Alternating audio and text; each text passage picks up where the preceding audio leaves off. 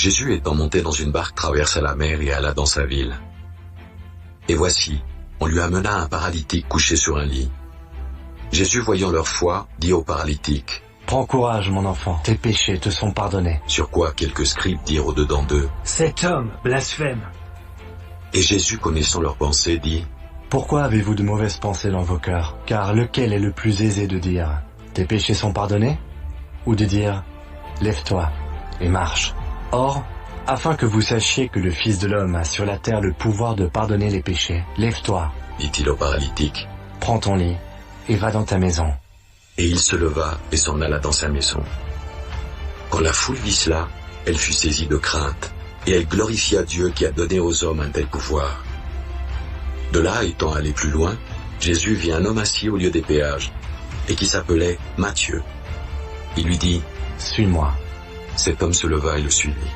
Comme Jésus était à table dans la maison, voici beaucoup de publicains et de gens de mauvaise vie vinrent se mettre à table avec lui et avec ses disciples. Les pharisiens virent cela, et il dit à ses disciples: Pourquoi votre maître mange-t-il avec les publicains et les gens de mauvaise vie? Ce que Jésus ayant entendu, il dit: Ce ne sont pas ceux qui se portent bien qui ont besoin de médecins, mais les malades. Allez, et apprenez ce que signifie « Je prends plaisir à la miséricorde, et non au sacrifice, car je ne suis pas venu appeler des justes, mais des pécheurs. » Alors les disciples de Jean vinrent auprès de Jésus et dirent: Pourquoi nous et les pharisiens jeûnons-nous, tandis que tes disciples ne jeûnent point? Jésus leur répondit: Les amis de l'époux peuvent-ils s'affliger pendant que l'époux est avec eux? Les jours viendront où l'époux leur sera enlevé, et alors ils jeûneront. Personne ne met une pièce de drap neuf à un vieil habit, car elle emporterait une partie de l'habit, et la déchirure serait pire.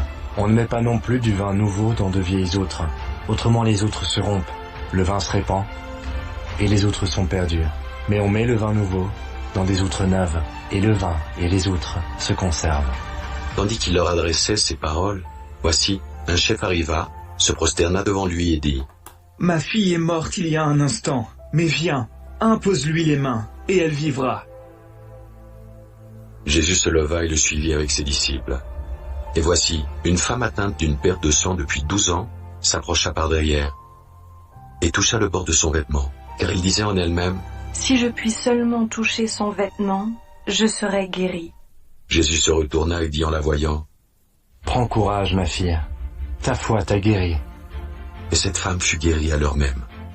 Lorsque Jésus fut arrivé à la maison du chef, et qu'il vit les joueurs de flûte et la foule bruyante, il leur dit: Retirez-vous, car la jeune fille n'est pas morte, mais elle dort.